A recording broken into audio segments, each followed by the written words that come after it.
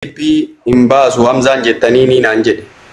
Anaa fi Hamzaan afwii godhuun yoo inni fuulduratti ba'ee keeppii san fuudhe afoon jedhaan ammallee yoo hin fuudhin afoon hin jedhu.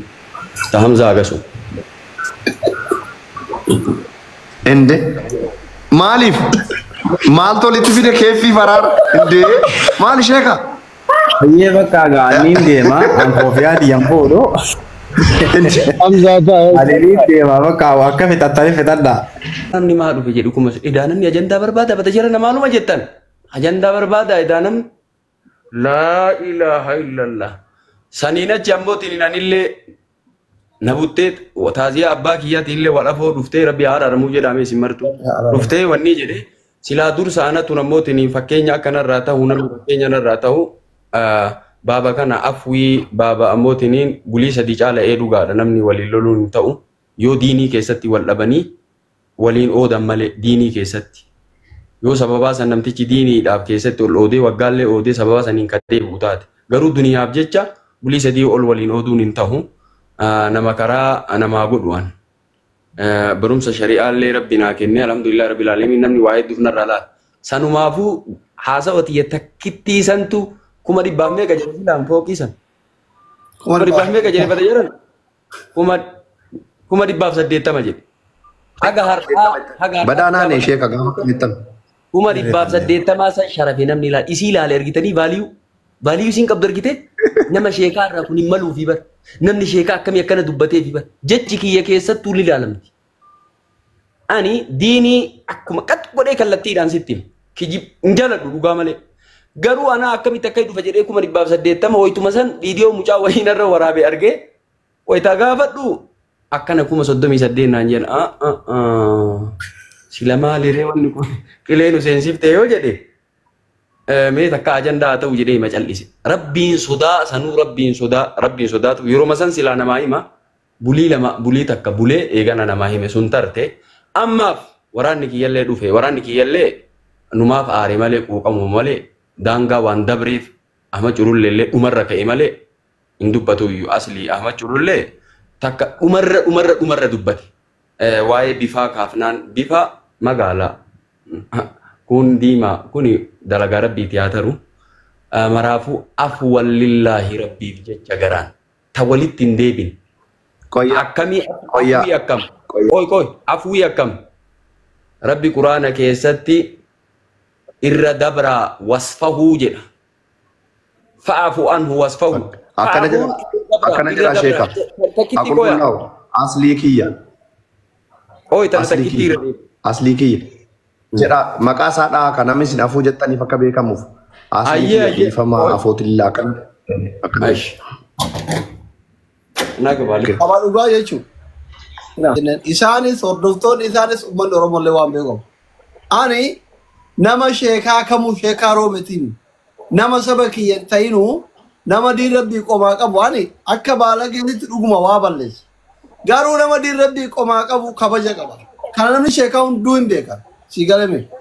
Miidiyaan kan feesbuuk irratti barreessaa oolan waa takka nu badhuyyuu asoo asii waa lolaa jiru yoo namni sheekaa dhufee koomentii takka barreesse hin dhaabaan. Geemii taphataa dubartii jiraadhee yoo nama sheekaa argan hin dhaabaan. Durumarraa jechuudha. Sheekaa roobee ani jibbee itti hinaafee maal waa takka hin jenne sheekaa roobee durumarraa jaaladha baay'ee jaaladha warroonni akka waan sheekaa roobee jibbiinsa yookiin narraa fagoo jira lagamaaf waa jedhetti fudhatan sun dogoggoraa rabbi sin haa qajeelchu ani bakkeen sheekaa roobee itti na butte bakke makuma dhibbaaf 80 sanii wal seenne malee an sheekaa roobee galtii kiyya sanii nama kuma sadii irratti sa'a 24 naa kennanii beekan hangafa kiyyaa nama sheekati jedheetuma tole jedhanii ofirraa qabbuuse beeku osoo deebiitti hin deebisin. Attaa godheetumaan aslii rabbiif jecha jibbe jedhanii beekan. Waa takka ittiin dubbanne nama rabbiif jecha si jibbe anillee rabbiif jecha si jibbe jechuun jedhee deebisu hin danda'u osoo nama ajandaa barbaadu taate. Anumaan waa balleessee jedhee dhiise. Biloo goonee jedhan. Fooloo narraa kaafatan. Bakka nama sheekati miidiyaa kana hubannoon qabanii fooloo kaafatuma kana biloo waan biloo kuna godhan seeyanii hin as tokkoru jedhiise sila sarchi godhee gizee isaan akkas jedhan nama agarsiisuu hin danda'a isinii galee miti wallaahi dogoggora meeqa yeroo isaan irratti godhan meeqa waan isaanirraa namoota akka isaanirraa ilmi qara'aa tureef sattaruuf waan baay'ee dhiise waan isaan na godhaa turan. Gaafa anaa mubaarak wallolle mubaarak irra dhufan. Hin dhiisan kunoo isaan kana. Ittiin buune sheekaa roobee wallaahi kunoo kana taraa yoo xiqqaate taraa afur gurguddaa afaan kiyya dhufanii obseyan. Koomentii kana jalaa sodaattu hunda naan jedhanii isaan nama kuma sadii dhufanii sa'aa 24 sii kenne naan jedhanii sa'a masa 24 san booda waan rabbi na qoroo eeggadha malee sheeka nagaa waan baladhu ofirraa gabbusee beekunoo isaan kana. Ani nama sheekaa hin obsaaf itti bu'ullee hin barbaadan. Dheengadda bakka nu bu'anii mana marii bakka bu'oota ummataa seenuun oolanii. Haasaa isaanii kana dhumaan mastawaa akka warri mootummaa hin qabneef dubbadhe jaranaan keessa kiyya karabbiin ni argu.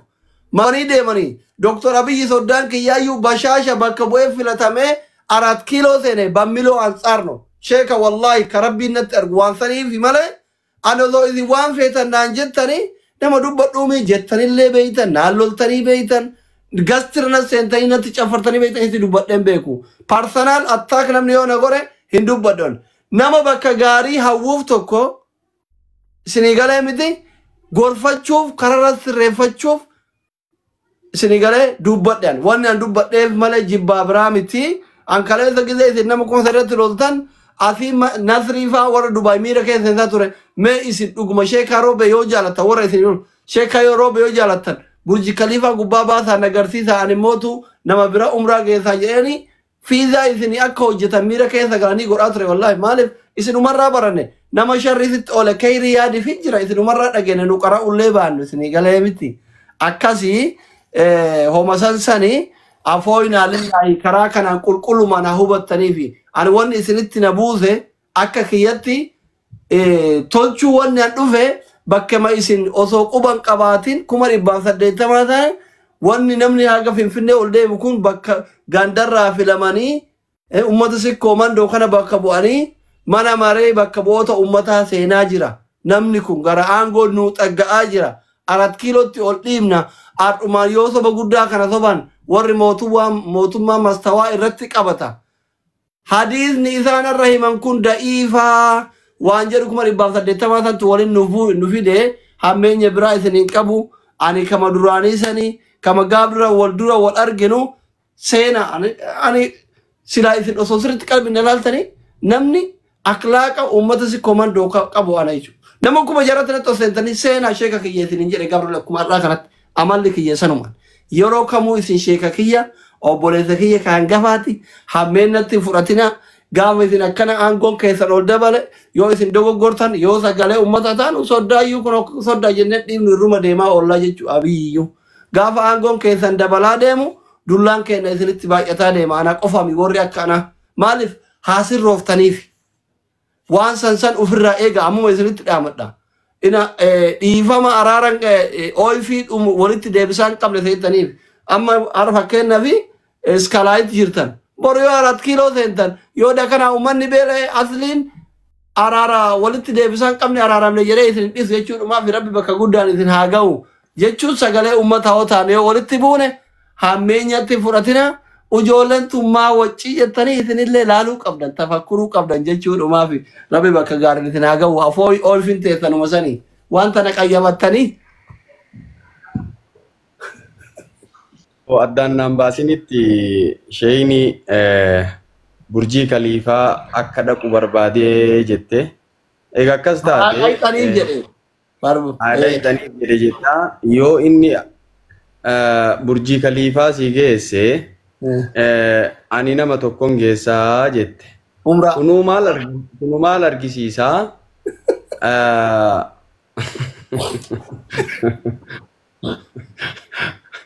Tillee seenee xiqqoo na ulfaata. Waan san jedhee tillee seenuun na ulfaata. Maraafu namni kenna yoo kenna amalli isaa akkami beeytanii wiixata shuumamee kiibtata shaarame harbaa du'e jetti bakka. Zuurii barcumarraa nama keetti. Asraa barcumarraa nama butti. Magriiba du'e namaan jetti nama ajjeefti. Akka kana amalli nama kenna wallahi wa billahi wa tallahi. Kakana walii gammaduu maaliif dhabne amalli nama kennaa malli aslii kiyyaa caqasi Bakka kalee sanitti ammootiin si arguu barbaada akkasumas si qallabaa anas si qallabaa harka kiyya jirtaa waan kaleetiin ammootiin ilaal yoo waa xiqqoo aarullee waan kalee saniin ammootiin dubbii sirra dhigaa tarabbii san ammoo arguun barbaachisaa waan kalee namaa godhan rabbiif namaa godhanii rabbiif eega namaa godhaniin dubbatan ani aggaataamii aganyoo tattaqqamku qaawwayya argadheen tare bakka maaliifuu mangistiin waggaa tarte si qallabe naan hin jedhu narraa naasawa.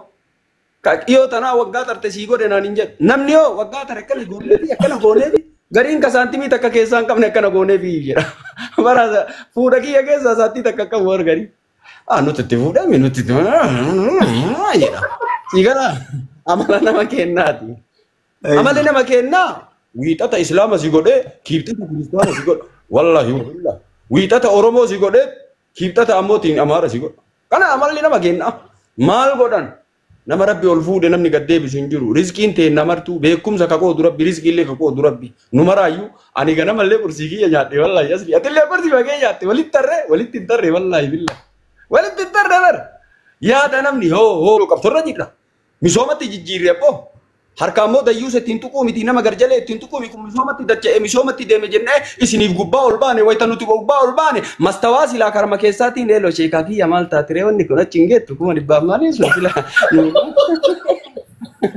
nun jechuu qabdu dabaltanii maal nuyyuu isin wakkallee sila carraa isiniif kenne waan ta'eef Hamzaan hanga ammaan dubbannee Hamza dubbadhu sana booda isaan dubbatanii Mansuuriyaa irratti kan hafe Iluunis jira Maahiinis dhufte Jamiilaanis namni yaadataa kennatu isin dubbadha. Abdii Geetaachoo akkana godhu Hamzaan dhufee ta'aslii bitanne irra hin deebiinaa waan san keeppii hin baasu Hamzaan jettanii ni naan jedhe. Anaa fi Hamzaan afuwii godhuun yoo inni fuulduratti ba'ee keeppii san fuudhe afoon jedhaan ammallee yoo hin fuudhin afoon hin jedhu. Ta Hamzaa agasu. Ende maaliif maal tolitti fide keeffii faraara ende maal sheeka Iyyee bakka gaaniin deema Ankoofiyaan diyan fuudhu. Hamzaa ta'a. Adiin deema bakka akka fixattanii fixadha. Hamzaa ta'a hin deemini. Ayi. Ganaa Yaada qabna asirratti yaada qabna abdi. Hamza Jalqaba irratti Muyyuu koofiyaa uffateera fa sheeka.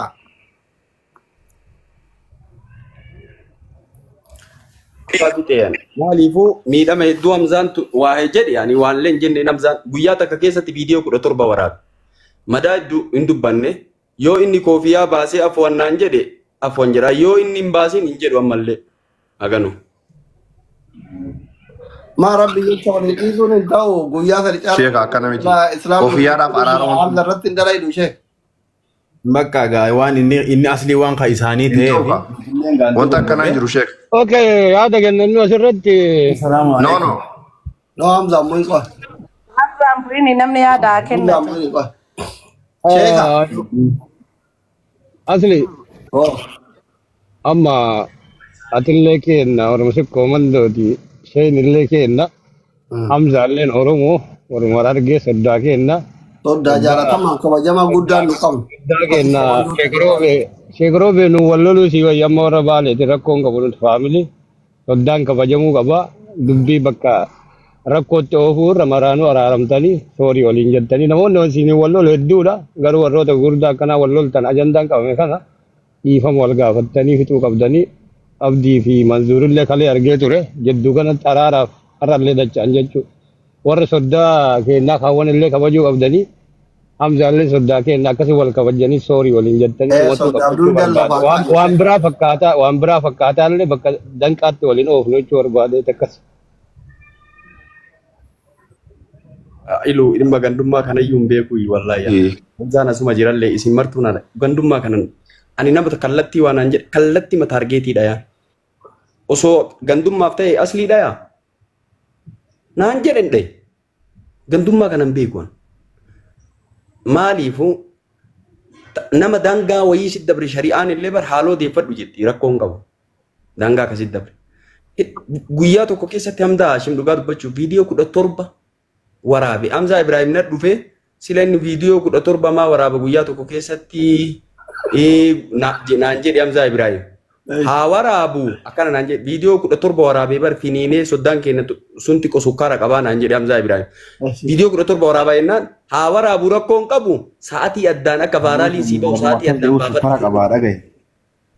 Amma keenya dubbii haa gabaabsinu sheekaa keenya waan kana beekaa jalqaballee waan kana ani viidiyoo 17 ta waraabee siin qabu waan ijoolleen siin jettu goote atuu viidiyoo hin agarreessi fakkaata ani waan kanarratti durillee si kabajaa ammas nama muslimaa kaniin hordofuu kaniin waan isaa hunda kabajuu atuu magaalaa tana keessaa si qofaan amanaa fiizaa kaayiroo naa dalageettee walit dhiyeenyallee qabna ani gaafa ati gabbaatee waan agarsiisan jettuun hedduu akka nama ofii tokkotti qabee sitti mufadhe malee gara hijaa wayiitii fi maal waan gara biraatti herreegee hin beekulleedha yoo ilaalcha akkasiisan ta'e an bakka san keessa hin jiru an walit dhiyeenya kiyyaa fi xiyaatuun beektaa halgaddaa san duraatu guyyaati abiyyi bira oolte galgala mana kee ol seeneetu si bira turee wajjii haasooyine maal jennee addaan baanee kunne garuu gizeenii fi gabbahee akkas ta'u hedduu takkaan aariillee guddaa aare gizeen namni sheekaa kaniin an amanu kaniin an kabaju tokko gizee inni akkana ta'u jee akkama nama muslima isa dura jiruutti sheeka isaa kabaju tokkotti hedduu waan sanin mufadhe san gubbaan namoota tokko waan akkumaan viidiyoo irratti dubbadhe himannaa akkasii geessanii aboonni kun akkana waan isarraa fokkatu jeetiin waan sanarra dubbadhe malee ani jibbaa wayisii qabaadhee waan biraatti wayii qabaadheeti miti afoo inaan illaahi gara kiyyaan asumatti hin gabaabsan afwallillaahi dubbiin guddatti afarratti hin fe'anii namni kun hundinuu nama waa beeku nama waa hunda argu dubbii guddatti afarratti hin fe'anii hundi keessanuu afoo inaan illaahi warri hawaasni Oromoolleen warri waan kanarraa garanaayis mukattanii hundi keessanuu afoo inaan illaahi isiniin jenna yoo gara keenyaan dogongorri uumame sheekaa roobee sheeka keenya sheeka namni akkamiin beekaa akkuma guddaa fedhaasi akkitti ganama gizee gabbee sheekaa arguu fedhuus sheeyni waan takka irraa qulqulleeffatee dhufuu qaba jennee yaadaa turreessi akkasumas beeynaasi oliin ammallee waan yoo ta'e takka hin qabu sheekaa kiyya ammallee guddadhu gara soddummaatiinis soddaadhaa gara hawaasa kabajaatiinis hawaasa kabajaatii nuti hundi ilmaan islaamaatii ammas Oromoodhaa hundi keessanuu warri waan kanarratti ifaajii gootan Mansuurii Abdii خاسر جرتن جميلة تيجي هندي خيزن وري فاجي خنا قوتني أسد دفتني جال الحواس حكومة دي وان كنا يادني أسد دفتني الليل هدو غلطهما يسنين جا هندي خيزنو غلطهما والفرد السلام عليكم وعليكم السلام ورحمة الله دي فما أصليكية أليكس تايس شيكارو بيتين تكو نغامي تكانو مافين فيدي هاتو مرمي الرابنار ومتعار عرساتو مبولا أليكس شيكاني تكو نغامي تاتيسي Abdii Geetaachoo silkii hedduun adda walamaa jira dhiifamoo naagota nu asii. Ba'uufi. Jamiila Abdee Tayyaa Askariyaa isin kabaja ulfaadhaa Mansuur ulfaadhaa. Ilu wajjin illee Abdii xiqqoo illee. Ustaaz xiqqoo.